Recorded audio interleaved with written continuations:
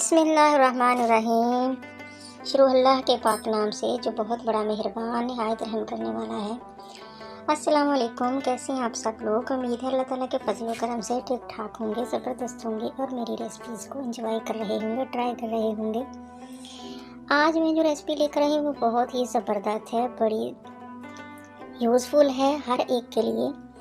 चलिए तो recipe start करते हैं।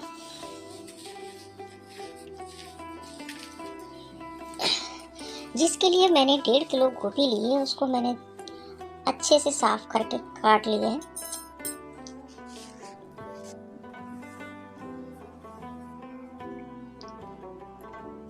अब आपने करना क्या है वो मैं आगे चलकर आपको बताती हूँ। इस तरीके से आपने इसको काट लेना है। मैंने इसके डंठल वगैरह सारा कुछ उतार के अच्छे से इसको साफ किया और काट लिया। इतने बड़े बड़े आपने इसके फूल रखने हैं जितने मैं रख रही हूँ, आपने भी ऐसे ही काटने हैं। देखिए अब हमने क्या करना है वो मैं आपको बताती हूँ। एक बाउल पतीले में आपने ढेर सारा पानी लेके उसको बॉईल कर लेना है और फ्लेम को अपने बंद कर देना है।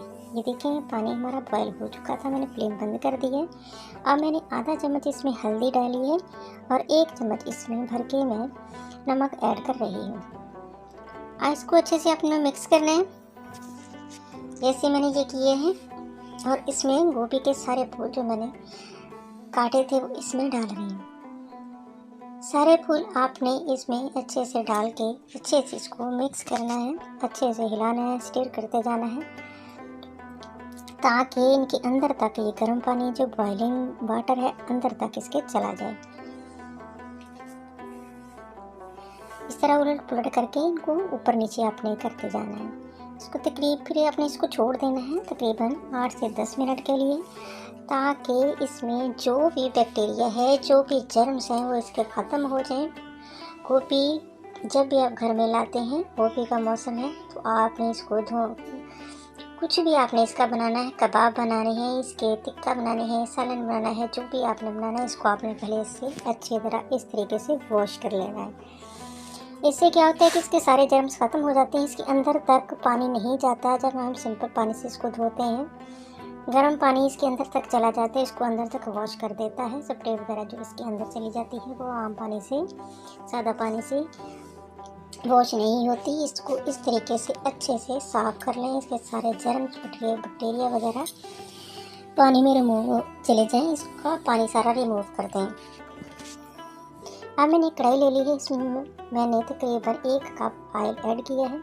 अब मैं इसमें डाल रही हूँ, तेल हमारा तकरीबन गर्म हो चुका है।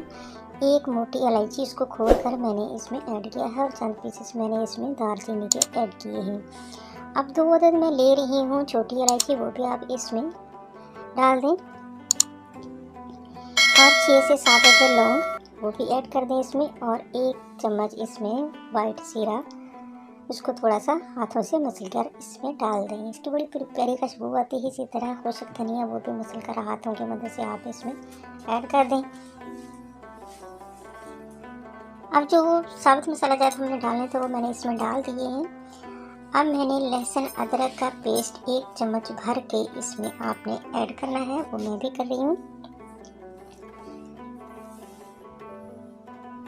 और इसको 30 सेकंड के लिए आपने फ्राई करना है। ये लाइट ब्राउन सा जब हो जाए तब हम इसमें प्याज ऐड करेंगे। मसाले हमारे तकरीबन भून चुके थे, वो भी मैंने 30 सेकंड के लिए फ्राई किए थे और उसके बाद मैंने लहसुन को भी 30 सेकंड के लिए ही फ्राई करना है। इसके बाद इसमें मैं डाल रही हूँ 3 अदद मीडियम साइज़ के मैंने प्याज ले लिए थे, उनको बारीक काट लिए। आप चॉप भी कर सकते हैं चॉपर में। इस तरीके से आपने इसको भी तकरीबन 1 मिनट के लिए इसको भूनना है कि प्याज हमारे सॉफ्ट हो जाए। इसको आपने ज़्यादा गलाना नहीं है। इस तरीके से अगर आप गोभी बनाएंगे तो यकीन करें आप उंगलियां चाटते रह जाएंगे। जो भी खाएगा वो दोबारा से फरमाइश करेगा। अब मैंने इसमें 8 से 10 अदद सब्ज़ मिर्च काट कर मोटी मोटी काट कर डाली है और 2 अदद मैंने मीडियम साइज़ के टमाटर वो भी मोटे मोटे काट कर इसमें डाल दिए। इसको तकरीबन फिर 1 मिनट के लिए हम पकाएंगे ताकि ये थोड़े नरम हो जाएं। अब मैं इसमें डाल रही हूँ 1 चम्मच मैंने कुटी हुई सुरख मिर्च और 1 चम्मच सुरख मिर्च पाउडर ऐड किया है। आधा चम्मच मैंने इसमें हल्दी ऐड की और आधा चम्मच ही इसमें मैंने नमक ऐड किया। नमक आप अपने टेस्ट के हिसाब से कम ज़्यादा कर सकते हैं। इसको फिर हमने तकरीबन 1 मिनट के लिए पकाना है ताकि जो हमारे मसालों का कच्चापन है वो ख़त्म हो जाए और मसाले अच्छे से भुन जाए। अब मैं इसमें डाल रही हूँ 3 चम्मच भर के, ये जो खाने वाला चावल खाने वाला चम्मच होता है, 3 चम्मच भर के इसमें मैंने दही ऐड की है। इसको अपने तकरीबन 2 मिनट फिर पकाना है ताकि दही का जो कच्चापन है और उसको जो पानी छोड़ा है वो उसका खुश्क हो जाए। मेरी वीडियो आपको पसंद आ रही है तो मेरी वीडियो को लाइक और शेयर और सब्सक्राइब लाजमी कर दें। सबसे पहले ये काम किया करें और एक छोटा सा कमेंट ज़रूर दिया करें, इससे मेरी हौसला अफजाई होती है। और बैड कमेंट से गुरेज किया करें, इससे इंसानों की हौसला शिकनी होती है। चलिए तो अब मैंने इसमें गोभी डाल दी है। गोभी डालकर ये तकरीबन 1.5 kg गोभी थी, 1.5 किलो यानी कि इसको मैंने अच्छे से साफ आपके सामने किया है। और आधा किलो इसमें मैं आलू ऐड करूँगी। गोभी मैंने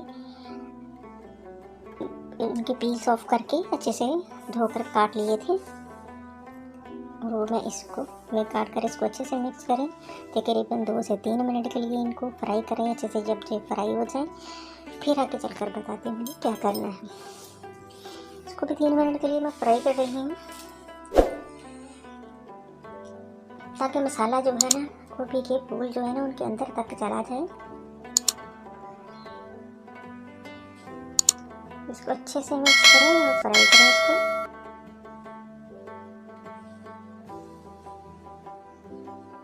वीडियो को कोई भी पार्ट स्किप ना किया करें वरना आपकी रेसिपी अच्छी नहीं बनेगी। अगर आप वीडियो पूरी वॉच करते हैं तो इंशाल्लाह आपकी रेसिपी बहुत ज़बरदस्त बनेगी।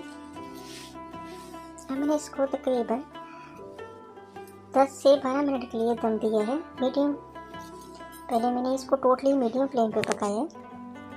अब मैंने इसके दम वाली आंच पे इसको पकाया। ये देखें हमारा ज़बरदस्त सा गोभी का सालन तैयार हो चुका है। गोभी कढ़ाई भी इसको कह सकते हैं। और ये माशाल्लाह से इतना टेस्टी है, इतना लजीज है, आप यकीन करें। ये देखें केला केला फूल है, खिली खिली गोभी और कोई भी फूल हमारा टूटा नहीं है। ये ज़बरदस्त तरीका है गोभी कढ़ाई बनाने का, गोभी का सालन बनाने का। ज़रूर ट्राई कीजिएगा और फीडबैक भी ज़रूर दीजिएगा।